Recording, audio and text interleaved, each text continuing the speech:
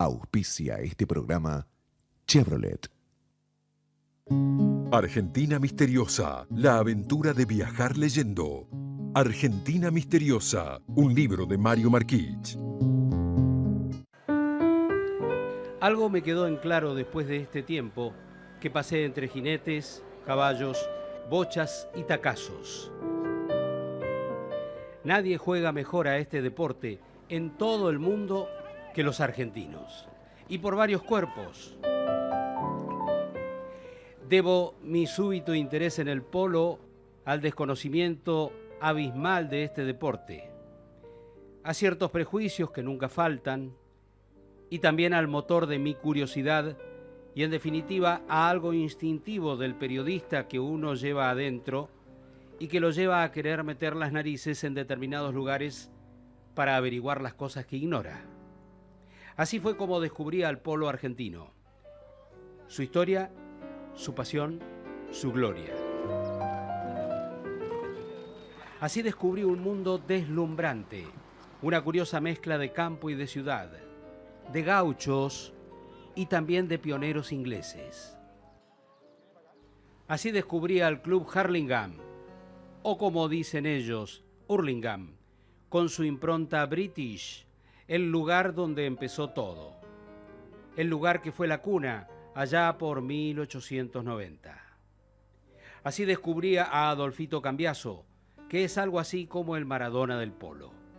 Y también, en viejas fotografías, a las estrellas que brillaron en su tiempo y a equipos que fueron leyenda, que ya son historia.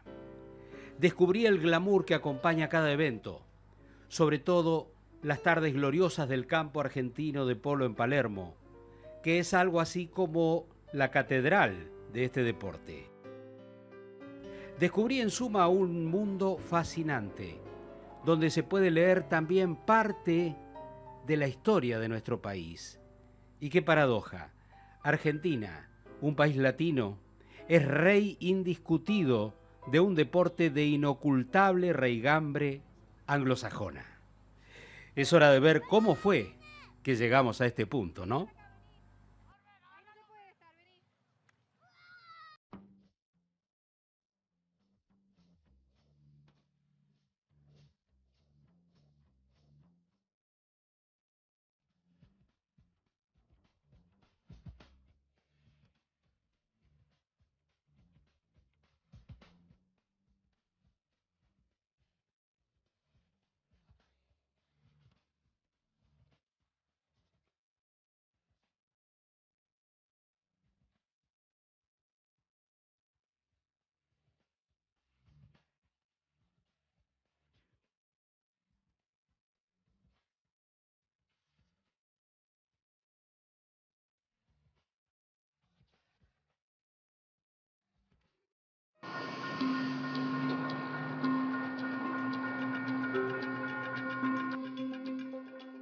En el partido de Hurlingham o Hurlingham, el tren tiene desde siempre una presencia muy intensa. Lo llaman la perla del oeste por sus espacios verdes y por su arquitectura de estilo inglés, como el club que está pegado a la estación y que es el comienzo de nuestra historia del polo argentino. Allí me cuenta José Santamarina, frente al Clubhouse, cuál fue el año y cuál fue el pionero. Y 1888, John Ravencroft, fanático del deporte, estaba buscando un lugar para empezar a desarrollar el deporte. Y bueno, y da acá. Acá estaban los talleres de los ferrocarriles y él tenía la información de que el ferrocarril iba a llegar hasta acá. Y eso no era poca cosa, ya que era el principal medio de transporte en ese momento. Así que compran este predio, 62 hectáreas, y arrancan con la actividad hípica. Y empieza también la creación de lo que hoy es la Asociación Argentina de Polo. En ese momento, estamos hablando año 1892, se crea la River Plate Polo Association. O sea que no era solamente la idea de practicar el deporte, sino de organizarlo de tal forma de que continuara. Y yo creo que ese es un poco el secreto de lo que es el polo hoy en la Argentina, ¿no? Viejas fotografías en las paredes enmaderadas testimonian la antigua tradición. Este señor Ravenscroft tomó el nombre de un célebre club de Londres, donde hacía unos pocos años se había empezado a practicar el deporte. En Buenos Aires, los ingleses que eran comerciantes, estancieros o trabajaban en los ferrocarriles, decidieron hacer lo mismo.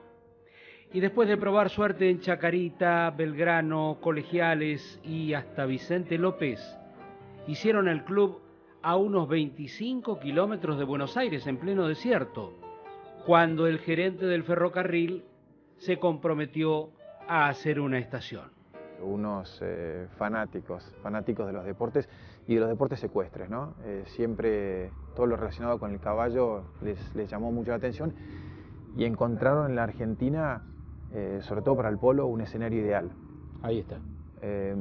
A ver, un clima perfecto, la posibilidad de tener muchos caballos y mucha tierra chata, que no es poca cosa, que les permitía en cualquier lado armar una cancha de polo.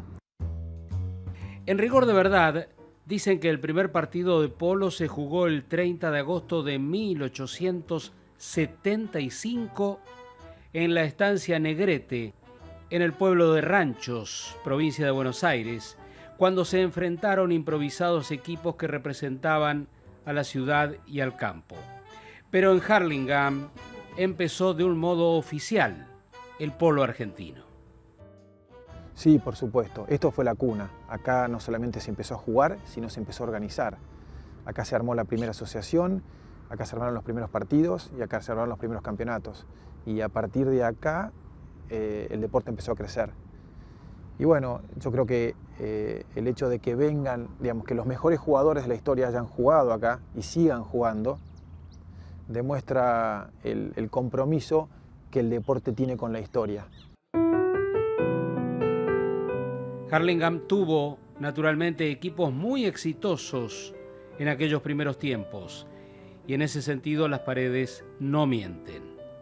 Ocurre sí que al principio los jugadores eran todos ingleses. Las viejas copas que se acumularon en el club hasta hoy relumbran al sol de la tarde. Este era mi primer contacto con el mundo de un deporte desconocido absolutamente para mí, por lo que mis preguntas eran básicas y directas, y seguramente me salteaba buena parte de la historia de ese deporte al hacerlas. ¿El polo argentino realmente es el mejor del mundo? Sin duda.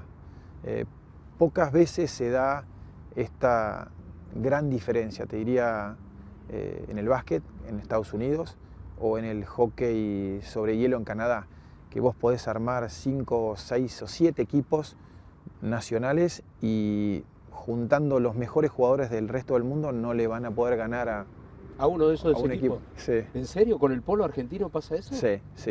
Muy poca gente lo conoce. Bueno, esta es una buenísima oportunidad para hacerlo saber y para invitarlos a que lo vengan a ver, que no es una cosa tan exclusiva y de hecho vale menos una entrada al abierto de Hurlingham, vale menos que a una cancha de fútbol.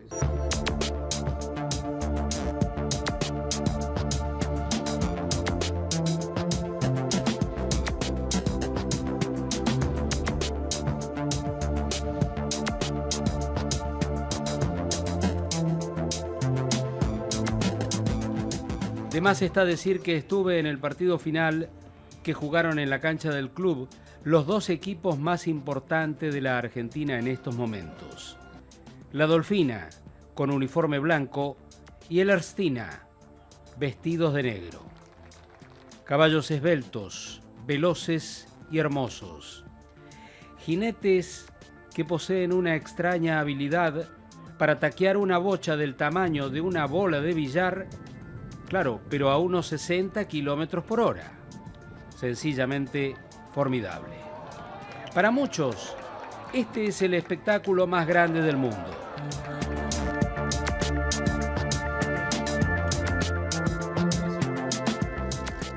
Igual, me resultaba difícil comprender cómo un país latino, como Argentina, era rector en el mundo en un deporte enteramente anglosajón. Busqué a Gustavo Sgala, periodista especializado, que complementó mi primera mirada. Lo que encontraron acá fue, primero, mucha llanura, con lo cual era muy fácil construir canchas y jugar, acomodar el terreno para jugar este deporte. Los caballos se criaban prácticamente solos y había gran cantidad. Y además hay algo que tiene el argentino. No por nada, cuando uno habla con muchos extranjeros, dicen ustedes son los europeos de Sudamérica. Y lo que por ahí nos puede chocar en algún punto, hizo que muchos, y en sí el argentino, mire mucho hacia Europa y trate de imitar en muchas cosas. Y una de las cosas que se trató de imitar fue la forma de criar caballos, la forma de jugar, de tener la misma equitación que ellos, porque para la época en la cual se desarrolló, la manera de moverte no era el automóvil, no era el colectivo, no era el tren, era manejándote con los caballos. Las fotografías de época nos muestran los inicios del polo en el país. Además de las estancias de Buenos Aires, hubo un desarrollo incipiente en el sur de Santa Fe, en pueblos como Venado Tuerto y Cañada de Gómez. Pero mientras se suceden nostálgicamente en el recuadro esos espacios vacíos y la imagen de esos temerarios jinetes en blanco y negro, asoman las inevitables asociaciones en mi mente. ¿Y Gustavo el Gaucho tuvo algo que ver? ¿O la destreza del hombre de campo argentino? Principalmente en todo lo que es la cría y la manera de enseñarle a los caballos a moverse. En eso tiene mucho que ver el por qué muchos de los polistas querían nacionalizar o acriollar el polo, es porque justamente el hombre de campo es el que aprovechaba por ahí, apartando el ganado, a educar a esos caballos que después adentro de la cancha se mostraban mucho más guapos y mucho más acostumbrados a jugar y a disputar una jugada. De hecho, el mejor entrenamiento que uno le puede dar a un caballo de polo es hacerlo trabajar por un año con la hacienda en el campo. Ah, mirá vos. Sí, porque ahí el caballo naturalmente aprende las cosas que después va a tener que hacer en la cancha de polo. De hecho, trabajando con la hacienda o pechando a los animales, o mismo con el lazo, ya una vez que se acostumbra a esos movimientos, a esos ruidos, no le molesta ni el taco ni los otros caballos. Muchos jugadores lo siguen utilizando como proceso de aprendizaje para los caballos, para lo que llamamos caballos nuevos. Sí, te diría que uno de los mejores entrenamientos para un caballo nuevo. Para darnos una idea del crecimiento fulminante que tuvo el polo desde 1888, pensemos que en solo 4 años ya habían sido fundados 15 clubes. El campo de Hurlingham fue el primero en 1908 en contar con las tablas perimetrales, algo que mejoró la calidad del espectáculo. Y con el correr de los años, la nacionalidad y la etnia del club cambió gradualmente. Si lo vemos hoy, sus instalaciones, el parque, la arquitectura, diríamos que sigue siendo lo que siempre fue, pero todo fue cambiando de a poco. La comunidad inglesa fundadora original del club se fue achicando. ¿Por qué? Las 2 grandes guerras mundiales fueron cruciales porque muchos voluntarios anglo-argentinos fueron a combatir y ya no regresaron al país. Todavía en los salones de madera hay un retrato de Winston Churchill, ejemplo de la resistencia inglesa en la guerra, colgado en sus paredes. Ahora, de ser un club exclusivamente de ingleses pasó a ser, primero, un club de anglo-argentinos y más tarde, como lo es hoy, un club de tradición inglesa. De todos modos, los argentinos, los criollos digo, no tardaron primero en aprender a jugar al polo y bien rápido en superar a sus maestros. Entonces hubo un punto de inflexión en la práctica de este deporte que los memoriosos del polo no olvidan. Fue en 1922 cuando un equipo argentino subió al barco con su caballada, cruzó el Atlántico y causó asombro en Europa. Inglaterra y Estados Unidos eran las potencias mundiales. La Argentina va en ese 1922 a Londres, en lo que significaba viajar en barco, con sus propios caballos, con su propia organización, juega 13 partidos y gana los 13. Se queda con el Abierto de Inglaterra, que es el torneo más importante de Europa. Ante la realeza y todo. Con la reina entregando la copa, con todos ellos. Y tal fue el éxito que la federación logra que el Jockey Club le financie la continuación de esa gira. Vuelven a cruzar el Atlántico, pero no hacia Buenos Aires, sino hacia Nueva York. Juegan el Abierto de Estados Unidos y también lo ganan. Con lo cual, en un mismo año y un mismo grupo de gente, jugadores y de caballos, logran quedarse con los dos torneos más importantes que había en el mundo. Y a partir de ahí se instala la Argentina en el plano mundial del polo. Pasó casi un siglo y desde entonces a los argentinos, hablando en lenguaje popular, no hay con qué darles. A veces uno los ve, como yo, y el juego se transforma en un ballet. Eso es lo que dicen los entendidos. Yo viví mis primeros partidos allí en Hurlingham con la emoción que acompaña a cada gran descubrimiento. Gol de la Adolfina. Adolfo Cambiaso de córner, 4-0. Y verlo jugar a Cambiaso, por ejemplo, a Adolfito Cambiaso, es un privilegio por el que los extranjeros adinerados pagan lo que sea. El hombre se destaca en la cancha con su casco celeste y blanco y ese sol de nuestra bandera y el número 1 en la espalda. Pero aún si no tuviera estas señales distintivas, uno se queda deslumbrado con su juego y rápidamente advierte que se trata de un jugador distinto.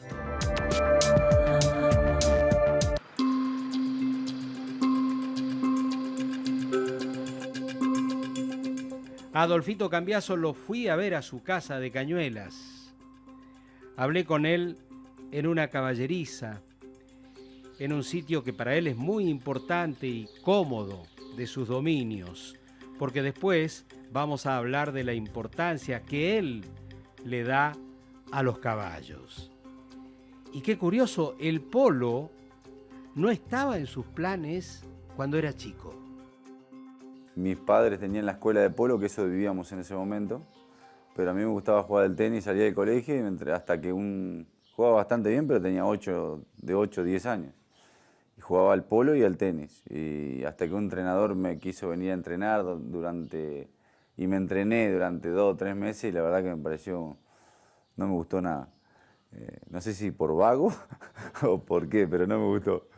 Y siempre me encantaron los caballos y gracias a que en ese momento jugábamos medio seguido porque era una escuela de polo, como te digo, me dediqué al polo. Adolfo Cambiaso tiene 39 años y es líder indiscutido de la Adolfina, un equipo de los tantos que hará historia en la Argentina. Vive, naturalmente, de esto, de lo que más sabe hacer, y uno adivina que es el mejor y del mundo. Y no solo por su voluntad, no solo por su endiablada habilidad, no solo por su tremendo esfuerzo. Además, él vive el polo como pocos. Siempre fue divertido. De hecho, hoy me sigue divirtiendo jugar. Es ¿sí? un deporte que me encanta jugar. Hay veces que se torna un poco aburrido por tener que ir a ciertos lugares que uno no tiene ganas de ir, pero bueno, esa es la parte de lo que es laburo. Logística, Pero, viajes. Claro, que tenés que mover familia, que tenés que mover... pero para mí el polo es parte de mi vida, me divierte, me sigue divirtiendo. No solo jugarlo, sino la parte de los alrededores, que es la gente que trabaja, la forma de encontrar los caballos, de criar. Toda esa parte a mí siempre me ha encantado, me sigue gustando muchísimo. Cambiaso es 10 de handicap Es el máximo, nadie juega mejor que él. Pero ocurre que en la Argentina hay varios jugadores con ese máximo puntaje. Por eso es interesante esta evaluación para saber en qué lugar estamos posicionados. El hándicap del jugador arranca de 0 a 10. 0 es el principiante y 10 es el maestro. Hay solo 7 jugadores en el mundo que tienen 10 de hándicap en este momento. Y los 7 son argentinos. ¿En serio? Sí. Para que te des una idea, hay, desde que se creó el hándicap, que fue en el año 1922, a la fecha hay solo 46 jugadores que llegaron a esa valorización, de los cuales, no tengo el dato acá, pero te diría que el 97% fueron argentinos.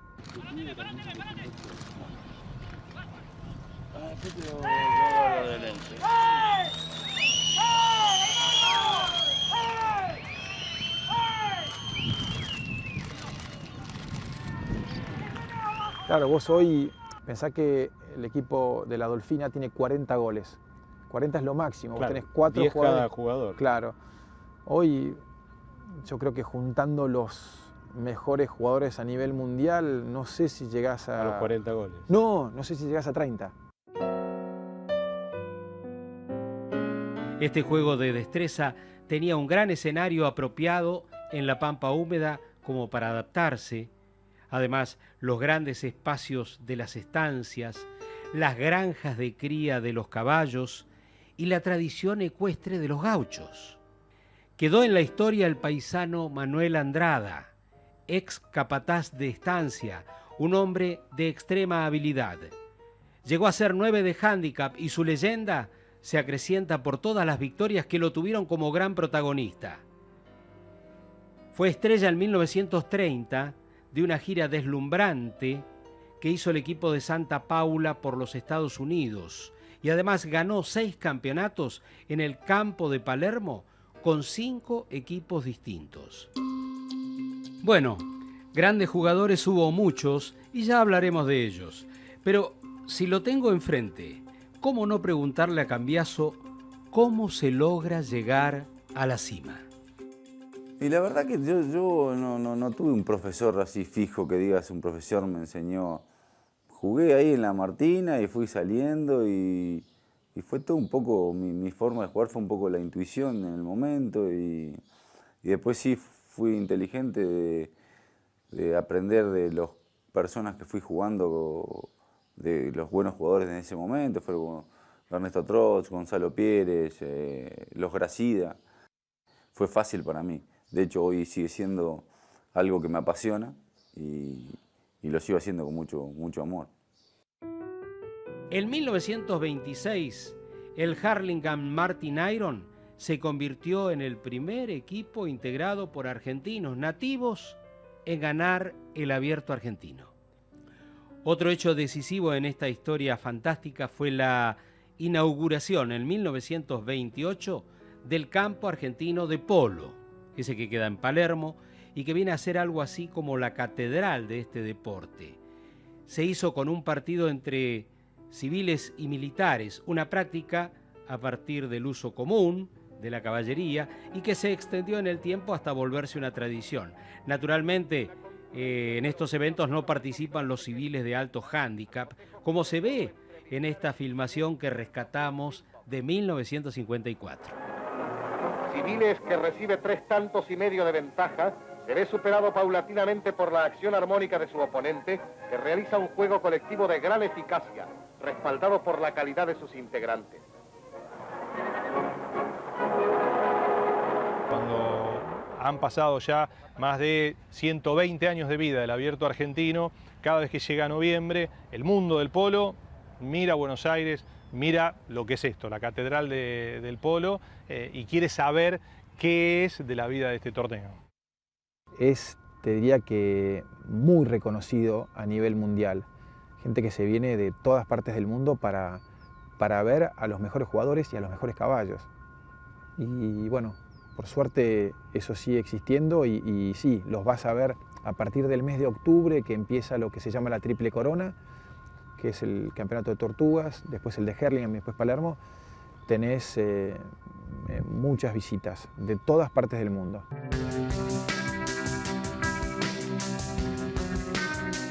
¿Y cuál es el mejor momento del polo? A mí me gusta la época esta porque está el Abierto. El Abierto es un mundial para nosotros. Es el torneo más importante del mundo y estamos en nuestra casa. Que nosotros generalmente estamos entre 7 y 8 meses fuera del país.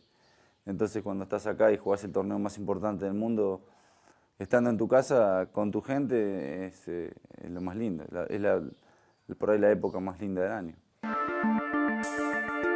Yo los vi jugar a los nuestros en Palermo también. 8 jugadores, 8 jinetes como centauros que se juegan a todo o nada a cara de perro, persiguiendo una mínima bocha, enojándose, porque aquí nadie regala nada, luchando, arengándose. Una muestra de habilidad extrema, a veces de temeridad, porque estos señores van a 60 kilómetros por hora, pechando, haciendo estrategias para ganar, cambiando de tácticas entre cháquer y cháquer, que así se les llama a los tiempos de juego real. Un juego glamoroso, es cierto, porque en las tribunas abunda el refinamiento. Claro que sí.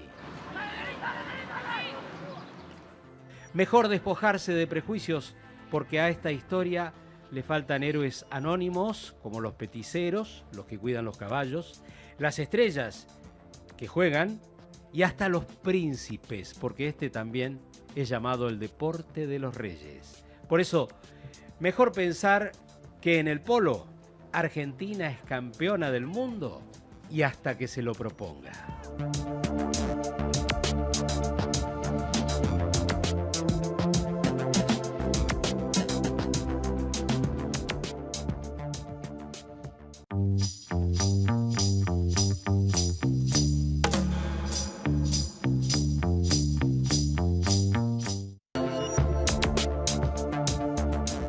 Vamos a echar un vistazo a lo que forma parte del mundo del polo.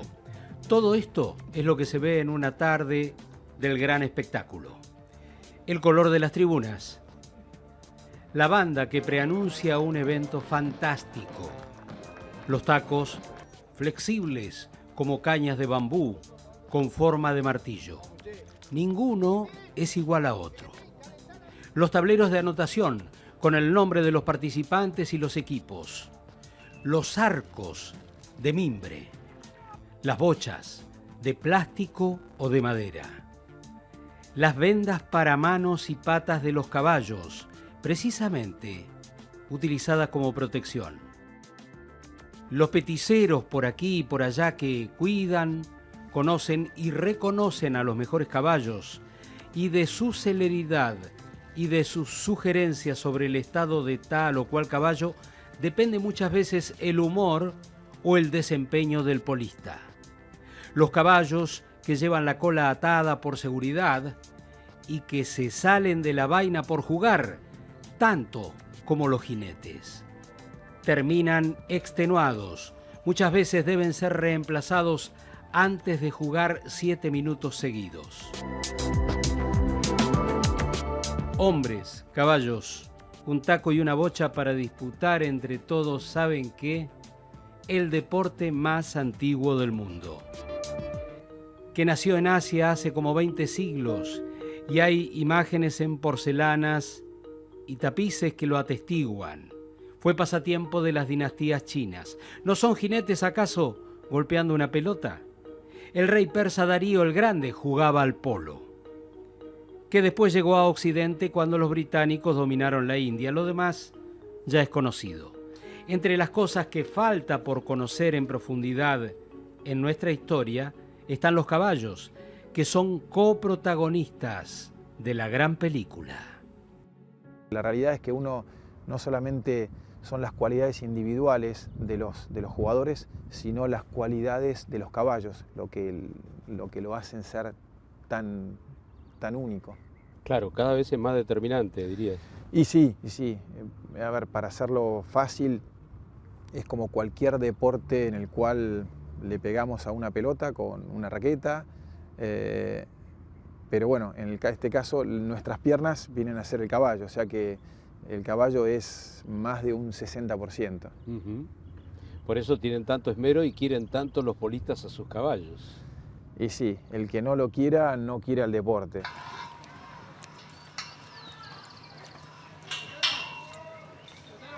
Lo que logró y lo que se pudo desarrollar en la Argentina es incluso una raza propia, que es la raza polo argentino, que si bien es muy nueva, es una raza en la cual se ha tomado lo mejor del sangre pura de carrera con el criollo.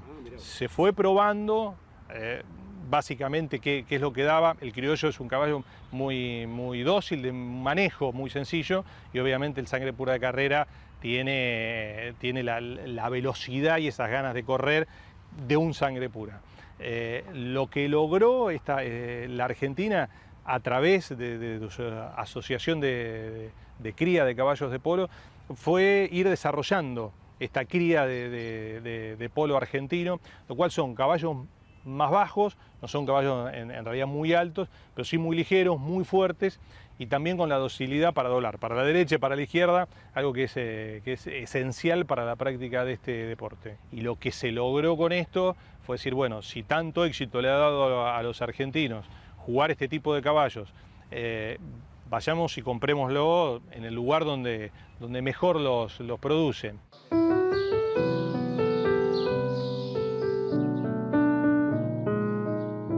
¿Qué parte ocupa el caballo en el polo?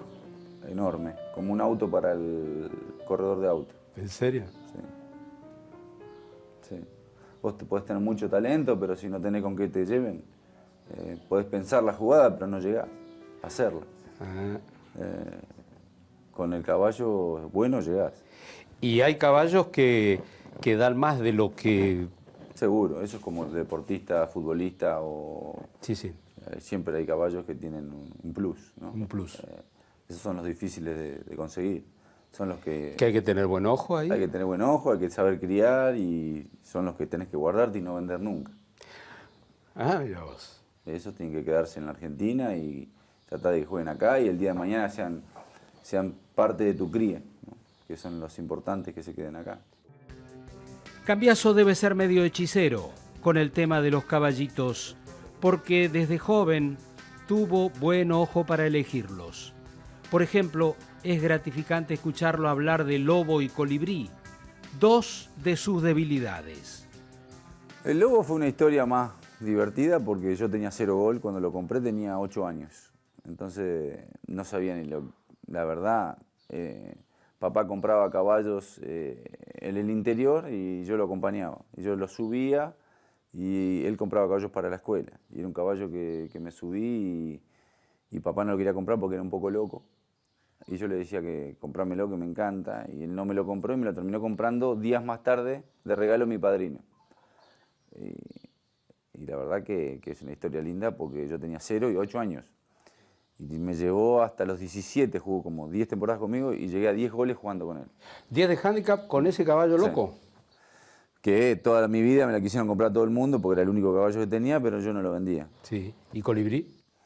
Colibrí no, fue diferente, porque fue un caballo que era un caballo de Lertina, de un club, de Gonzalo Pieres, que era muy chiquitito y a mí me encantaba y a ellos no tanto, entonces se lo terminé comprando. Y cuando lo traje para acá, para Argentina, medio que todos se me reían porque era muy chiquito. Pero a mí me encantaba y terminó siendo en el torneo más importante del mundo de Palermo 2 años seguidos el mejor caballo.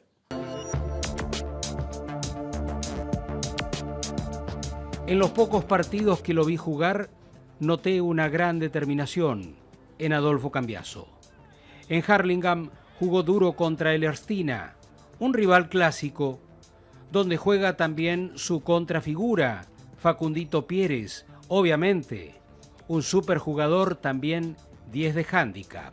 Son, como en el fútbol, Messi y Cristiano Ronaldo, pura competencia. Y la competencia siempre eso es lo que te mantiene, ¿no? La competencia es algo divertido porque te mantiene físicamente, te mantiene mentalmente.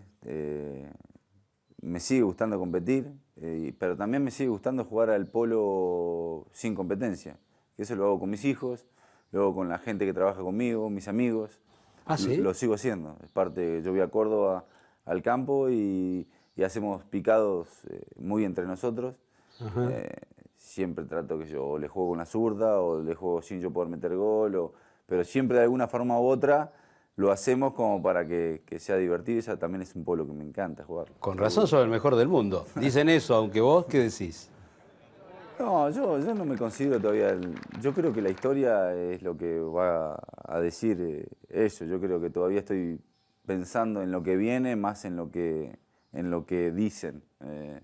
Yo trato de ser el mejor siempre, pero yo creo que es difícil, no hay que creérselo. Entonces, donde te lo crees, creo que vas un paso para atrás. Hay algo bastante curioso y yo diría paradojal. Argentina tiene a los mejores polistas del mundo, pero el dinero no lo hacen aquí, sino en el exterior. O sea, ese es el modo súper profesional del polo. Y a la vez, para ser buenos en serio, tienen que ganar acá, en Tortugas, en Hurlingham o en Palermo, donde juegan casi se diría como amateurs. Raro, ¿no? Es todo un tema este.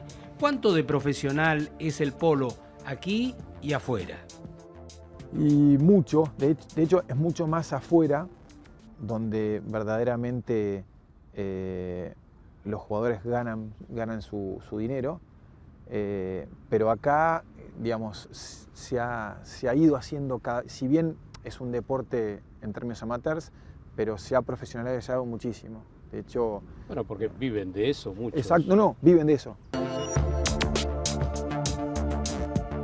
Extrañamente, el jugador más profesional es el que juega acá, en la cancha número 1 de Palermo, y por ganar el Abierto Argentino, que es el torneo más importante a nivel mundial, no se lleva ni un solo peso. Juega por el amor de ganar este torneo, pero también por algo más, por demostrar que sos el mejor y que tus caballos son los mejores. Eso te permite que los profesionales, que en realidad son los más amateurs de este deporte, porque son los que tienen el menor hándicap, te contraten y te llevan a jugar a España, a Francia, a los Estados Unidos, y te pidan, decir, bueno, yo quiero ganar este torneo, quiero ganar la Copa de la Reina en Inglaterra y que la misma reina me entregue la copa en manos. ¿Cómo hago? Bueno, ahí está mi ganancia como jugador y mi ganancia de haber ganado el Abierto argentino o haber tenido un buen trabajo acá. Voy yo, llevo mis caballos o llevo parte de mi cría y ahí es donde empiezo a ganar y con eso que gano vivir y poder sostener lo que es jugar el Abierto argentino. ¿Es profesional o no es profesional el polo? ¿Cómo es? Muy profesional. Afuera es muy profesional y acá también se ha hecho muy profesional. Lo que pasa es que, bueno, en la Argentina es un deporte que todavía es un poco amateur porque no se gana plata, pero se gana plata a través de los sponsors, supongo. Sí, a través de los sponsors y a través de algún caballo que puedas vender o otro, pero sí, claro. En general el polista en la Argentina no gana plata, pierde plata. ¿Pierde plata? Sí. Tenés que ir a jugar afuera para ganar. Para ganar plata, sí.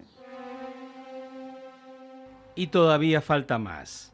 Hablar, por ejemplo, del hermoso castillo de la Asociación de Polo en Pilar, donde se juega regularmente y donde, según dicen, está la capital de este deporte. Hablar del semillero argentino del polo. Hablar de príncipes y de famosos y de los mejores jugadores y equipos de la historia, tema que se presta para el debate. Ahí te quiero ver. Y más de Cambiaso y de sus reflexiones. Ah, y de caballos clonados. ¿Podés creerlo?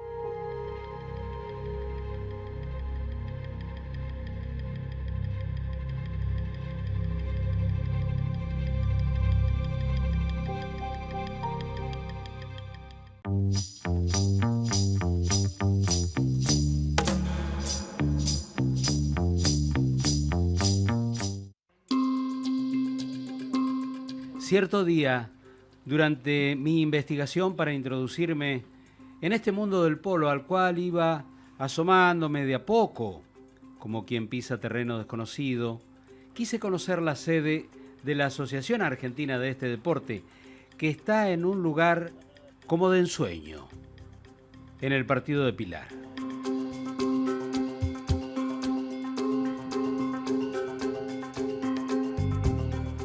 Y allí me esperaba, como buen anfitrión, Maximiliano Funes, al pie de un castillo rodeado de canchas.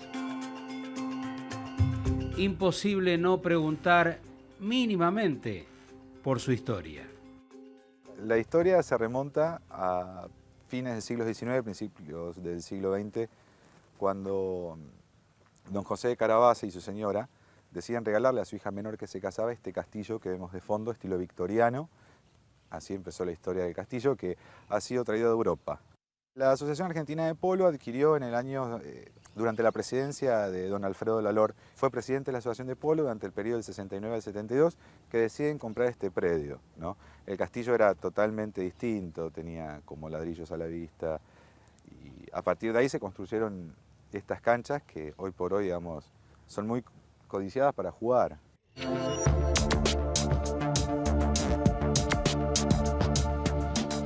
Y es cierto, los partidos, sobre todo cuando empieza la primavera, se suceden en ese ámbito campestre. Y a las reuniones, por cierto, no les falta glamour, como se ve.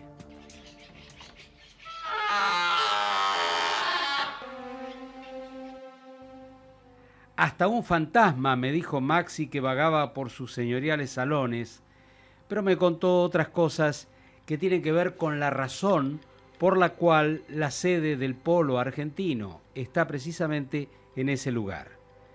Dicen que Cañuelas, Lobos y Pilar son los santuarios. ¿Acaso por el castillo y por la sede?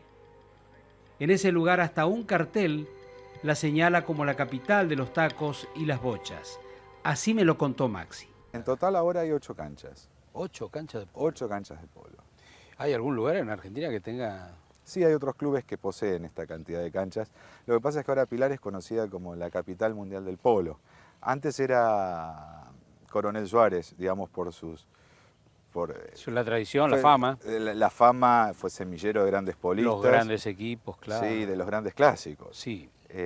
Pero bueno, ahora vos imaginate que alrededor de este predio, más para el lado de General Rodríguez, incluso Amavera, que está acá enfrente, Pilará, nuclean alrededor de 300 canchas de polo hay. Este castillo guarda en sus anaqueles vidriados toda la gloria internacional de Argentina. Las medallas de oro que ganó en las Olimpiadas de 1924 en París y de 1936, como puede adivinarse, en Berlín. Además, 3 Copas del Mundo, de las 7 que se disputaron desde 1987. Un prestigio incalculable, pero que hay que saber mantener.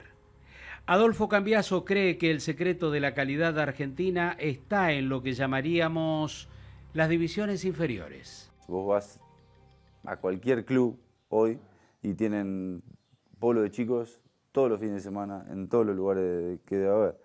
Entonces yo creo que en Inglaterra, Estados Unidos o cualquier lugar del mundo, un chico hasta los 12 años no se sube ni al caballo.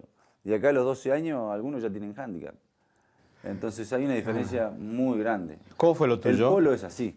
Y yo arranqué también. De que me acuerdo estoy arriba de un caballo. Y yo creo que Argentina tiene mucho eso. Muchísimo... Semillero. Semillero, y yo creo que en eso no tiene competencia. No por nada en la asombrosa historia de este deporte en Argentina hay una constelación de grandes jugadores y equipos que hicieron historia. En los orígenes, básicamente, todos los clubes y los equipos que salían de Hurlingham, porque era la cuna del polo en ese momento. Pero después pasó a ser Santa Paula, Santa Inés, y si nos acercamos más en el tiempo, llegaron Venado Tuerto, el Trébol, Santa Ana y Coronel Suárez, principalmente Coronel Suárez. En esa zona, no solamente el equipo, sino que en esa zona era un poco la cuna del polo del interior. Se corrió un poquito para Trenquelauquen y ya acercándonos más en el tiempo fueron apareciendo la Espadaña, Indios Chapalefú 1 y 2, y ya en esta era la Dolfina y el Ertina. Un fenómeno interesante son las dinastías del polo, familias que se repiten a lo largo de la historia. A veces han llegado a jugar equipos integrados totalmente por hermanos, o por lo menos con un mismo apellido dominante, como los Egui, Harriot, Menditegui. una cancha de polo son 6 canchas de fútbol y vos tenés 8 jugadores dentro. La anticipación es un factor muy importante y para vos tener anticipación, de alguna manera, y para hacerlo en términos lo más fáciles posibles, vos tenés que imaginarte lo que tu compañero va a hacer antes de que lo haga, cosa que vos podés anticipar su jugada. Cuando vos tenés un gran conocimiento de esa persona y lo viste jugar desde que nació, podés anticipar y podés tener buenos resultados. Digamos, en términos fáciles, por eso es que son tan importantes esas relaciones familiares, llamémosle. Y por eso han tenido tanto éxito los equipos familiares. No es el caso de Cambiaso, un deportista que, como todo número 1, se anima a las irreverencias. Un día se le ocurrió popularizar el polo. ¿Y qué hizo? Se dio el lujo de jugar, alentado por una barra futbolera, desde las sacrosantas tribunas de Palermo. Me puse la camiseta de Nueva Chicago y jugué Palermo 2 o 3 años con la camiseta de Nueva Chicago. ¿La verde y negra? Sí. Y eso ayudó un montón a que el polo se haga más popular, porque hay mucha gente que no iba nunca al polo empezó a ir. ¿Y a la gente que le gustó desde siempre el polo le gustó? Hay gente que le gustó y hay gente que no, pero eso va a pasar siempre en todos los deportes. Uno tiene que ser un poco atrevido, me querés decir, para innovar, ¿no? Sin ninguna duda. Bueno, ¿vos popularizaste un poco el polo? Yo creo que sí. ¿Sí? Yo creo que sí. Argentina tuvo siempre enormes talentos. Juan Trail y Luis Lacy fueron los primeros 10 de handicap y esto ocurrió en 1915, o sea, hace un siglo. Pero siempre que se discute a quién le pertenece el número 1, aparece la figura de Juan Carlos Harriot. Juan Carlito Harriot ganó 20 abiertos de Palermo, algo único y uno cree que va a ser irrepetible. También uno entiende que en su época, aquel Coronel Suárez, parece que fue un equipo que estaba fuera de momento. Era un equipo profesional en una época muy amateur. Y apareció este Juan Carlito Harriot, un jugador que parecía leer las jugadas con una anticipación única y ganó todo. Lo que pasa es que después vino este Cambiaso, que demostró que podía ser un malabarista con la bocha y que también era único, porque no ganará 20 abiertos de Palermo, pero es un jugador que en un abierto de Palermo, en 5 partidos, logró marcar 67 goles, romper un récord que nadie había logrado y que seguramente nadie más va a lograr. Por eso cada uno en su momento es único. Todo esto nos habla de la calidad de nuestros polistas en el mundo. En Hurlingham jugaron Eduardo VII, aquel rey que abdicó, el príncipe Felipe de Edimburgo y después su hijo, el príncipe Carlos de Inglaterra. Y en general, ricos, famosos y no tanto, además de extranjeros amantes de este deporte, se muestran durante los torneos argentinos, sobre todo en el de Palermo. Vienen a ver a los mejores. Muchos de ellos serán contratados para jugar en Europa y Estados Unidos. Cambiaso, por ejemplo, vive 7 meses al año fuera del país, viaja con su mujer, María Vázquez, y sus hijos, además de una maestra y de un fisioterapeuta. Y aunque las lesiones lo tienen a mal traer, cree que seguirá siendo un hueso duro de roer durante 2 o 3 años más. Viajamos toda la familia y estamos todo el año juntos. Y ellos... ¿Y cómo rinden? Y de fin de año vienen acá y rinden con la maestra y bueno, es difícil para ellos, pero bueno, lo mejor es, yo siento y María me apoya en la decisión de que lo mejor de todo es que la familia esté junta. Y la verdad que eso está muy bueno. En la penumbra de la caballeriza, su yegua cuartetera ocupa un lugar especial. No solo es su caballo preferido, por ser un rayo en las canchas, sino que ha sido clonada. Y ya jugó en Palermo el primer clon de cuartetera. Y hay otros 6 que están esperando el debut. Como se ve, aunque solo Dios sabe dónde terminarán estos experimentos, Argentina también está al tope de la evolución del polo. Eso sí, Cambiaso representa en lo humano al guerrero argentino talentoso y reconcentrado que siempre busca la victoria, y eso no abunda en el mundo. Es un deporte que van cambiando, porque los jugadores cada vez salen jugadores más habilidosos, entonces el habilidoso juega diferente. A veces son equipos con jugadores muy comilones, otros no, entonces lo que tenés es mucha variedad de jugadores. Y bueno, cada uno se tiene que ir adaptando a las épocas y a los momentos. ¿4 individualistas estrella o un equipo? A mí me gustan las dos cosas, porque gané de las dos formas. Entonces, me gustan las dos. El que gane me gusta. Ah, bueno, eso te define bastante, ¿no? Sí. El que gane. El que gane.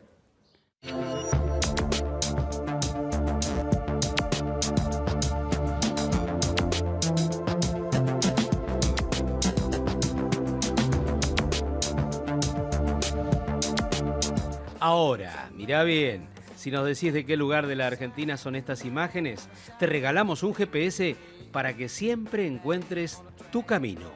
Escribinos a nuestra cuenta en Twitter, @todonoticias, y envíanos la respuesta correcta con el hashtag #EnElCamino. Auspicia este programa Chevrolet.